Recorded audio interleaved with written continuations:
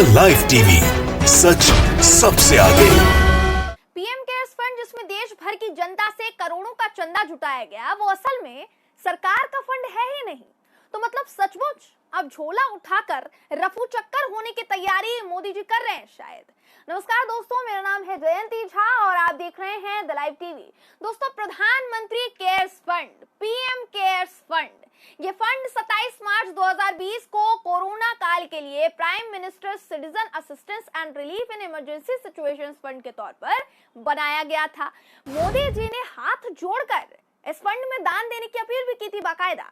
केंद्र सरकार की तरफ से कहा गया था इस फंड के जो चेयरमैन होंगे वो प्रधानमंत्री नरेंद्र मोदी जी को बनाया गया है। इस फंड के ट्रस्टी हैं रक्षा मंत्री राजनाथ सिंह, गृह मंत्री अमित शाह और माननीय वित्त मंत्री निर्मला सीतारमण।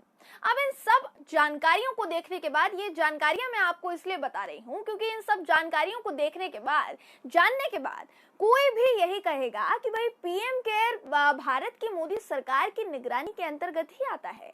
लेकिन मोदी सरकार ने तो कोर्ट में ये मानने से ही इनकार कर दिया है कि भाई पीएम केयर फंड जो है केंद्र सरकार के अंतर्गत आता है, यानी वो पीएम केयर फंड केंद्र सरकार के अंतर्गत नहीं आता, ऐसा मोदी सरकार कह रही है। इसलिए इसे आरटीआई के अंतर्गत नहीं माना जा सकता। लेकिन जनता का 40 से 50 करोड़ फांक कर मोदी सरकार पल्ला झाड़ने की कोशिश करेगी तो ऐसा तो होगा नहीं ना। इसलिए सबसे पहले दोस्तों आपको बताते हैं कि पीएम केयर्स फंड को लेकर केंद्र सरकार ने क्या दलील दी है कोर्ट में और ये कितना बड़ा मामला अब बन चुका है, कितना बड़ा मामला बनकर उभरा है। आपकी स्क्रीन पर देखिए दोस्तों, आपको हम नवभारत टाइम्स की ये खबर दिखा रहे हैं। इस खबर के मुताबिक दिल्ली हाई कोर्ट में एक हलफनामा केंद्र सरकार की ओर से दाखिल दिया गया, जिसमें केंद्र सरकार ने ये कहा कि प्रधानमंत्री नागरिक सहायता यानी पीएम केयर्स फंड और आपात राहत कोष पीएम केयर्स भारत सरकार का फंड नहीं है और इसकी तरफ से इकट्ठा किया गया धन भारत की संचित निधि में नहीं जाता। एनबीटी की एक खबर यह भी कहती है कि पीएम केयर्स फंड न्याद में मानद आधार पर काम कर रहे हैं। प्रधानमंत्री कार्यालय के पीएमओ में अवर सचिन, उन्होंने कहा कि ट्रस्ट पारदर्शिता के साथ काम करता है और लेखा परीक्षक उसकी निधि की लेखा परीक्षा करता है। ये लेखा परीक्षक भारत के नियंत्रक एवं महालेखा परीक्षक की तरफ से तैयार किए गए पैनल का चार्टर्ड अकाउंटेंट होता है। अब आपको बता दूं कि पीएम केयर फंड के बारे में जानकारी खंगालने के लिए ये याचिका जो है सम्यक गंगवाल ने दायर की थी। इसमें पीएम केयर्स कोष को संविधान के तहत राज्य घोषित करने का निर्देश देने का अनुरोध किया गया था ताकि इसके कामकाज में पारदर्शिता सुनिश्चित किया जा सके, हमें पता चल सके कि पीएम केयर फंड में आखिर अब तक कितना चंदा इकट्ठा हुआ है। लेकिन यहाँ तो केंद्र सरकार के अधिकारियों ने पीएम केयर्स फंड को सरकार के अधीन मानने से इनकार कर दिया है। अब सवाल तो बहुत उठते हैं और वो सवाल क्या क्या है, कितने सवाल हैं, ये हम आपको एक खबर के जरिए बताते हैं। जो सवाल शायद आपके दिमाग में भी निश्चित तौर पर उठेंगे जब आप पीएम केयर्स फंड की एक जानकारी दोस्तों हासिल करेंगे। आपकी स्क्रीन पर देखिए दोस्तों, आपको हम भड़ास फोर मीडिया नाम की एक वेबसाइट है उसकी एक खबर दिखा रहे हैं। बहुत दिलचस्प खबर है, आपको पढ़कर बताते हैं। इस खबर के मुताबिक दिल्ली हाई कोर्ट में पीएम केयर फंड पर केस की सुनवाई के दौरान पीएमओ के बड़े अधिकारी हैं प्रदीप कुमार श्रीवास्तव, जिन्होंने कोर्ट को बताया कि पीएम केयर फंड भारत सरकार का फंड नहीं है, इसे आरटीआई के तहत नहीं लाया जा सकता।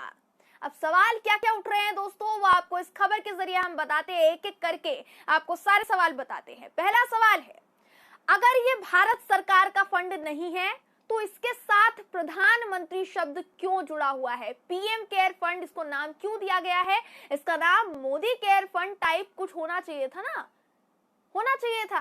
दूसरा सवाल ये कि अगर ये भारत सरकार का फंड नहीं है तो सरकारी कर्मचारियों की सैलरी काटकर इस फंड में क्यों डाली गई? तीसरा सवाल ये कि अगर ये प्राइवेट फंड है तो सरकारी संस्थानों ने इसे चंदा क्यों दिया? क्योंकि कानून के मुताबिक अगर माने तो कानूनन सरकारी संस्थान किसी भी प्राइवेट फंड को चंदा नहीं दे सकते हैं। चौथा सवाल ये कि अगर ये प्राइवेट फंड है तो इसकी वेबसाइट पर government.in क्यों लिखा है?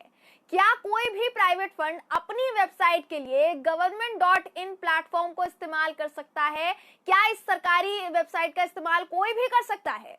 पांचवा सवाल ये कि अगर ये प्राइवेट फंड है तो इसकी मॉनिटरिंग से लेकर अदालत के मामलों तक में पीएमओ के अधिकारी क्यों जा रहे हैं भाई? तो ये खबर दिखाने का मकसद ही यही था दोस्तों कि आपको पता हो कि आखिर क्यों पीएम केयर्स फंड की आड़ में कोरोना का एक डर पैदा करके भारत की जनता से ये चंदा वसूला गया है। इस फंड में लाखों करोड़ों रुपए लोगों ने अपनी मेहनत की कमाई से दिए, ये सोचकर कि भाई सरकार आने वाले समय में जो भी समय आएगा या फिर कोरोना काल जैसी जो आपदा जो अभी आई, अगर आगे भी ऐसी कोई आपदा आती है तो इस रकम का जो इस्तेमाल है उस परिस्थिति में किया जाएगा, कोरोना में किया जाएगा। लेकिन यहाँ देश की जनता को पता चल रहा है कि भाई सरकार के नाम पर बनाए गए फंड में डालने के लिए मांगा गया पैसा, जिस फंड के लिए मांगा गया था, पीएम केयर्स फंड के लिए मांगा गया था, वो फंड तो केंद्र सरकार का है ही नहीं भाई। तो क्या इस फंड के चेयरमैन प्रधानमंत्री मोदी ने ये फंड अपने नाम पर बनवाया था क्या? जब इसकी जानकारी सार्वजनिक नहीं की जा सकती, पब्लिकली नहीं की जा सकती, तो फिर इसे सरकार के अधीन कैसे माना जा सकता है? आपको बता दूं कि द वायर मीडिया ऑर्गेनाइजेशन समेत ऐसे कई मीडिया संस्थान हैं, कई ऑर्गेनाइजेशंस हैं जिन्होंने पीएमओ में आरटीआई दाखिल करके पीएम केयर्स फंड का ब्यौरा मांगा था, इसकी जानकारी मांगी थी। लेकिन प्रधानमंत्री के कार्यालय से ये जानकारी सार्वजनिक करने से साफ तौर पर मुंह पर मना कर दिया गया था, इनकार कर दिया गया था।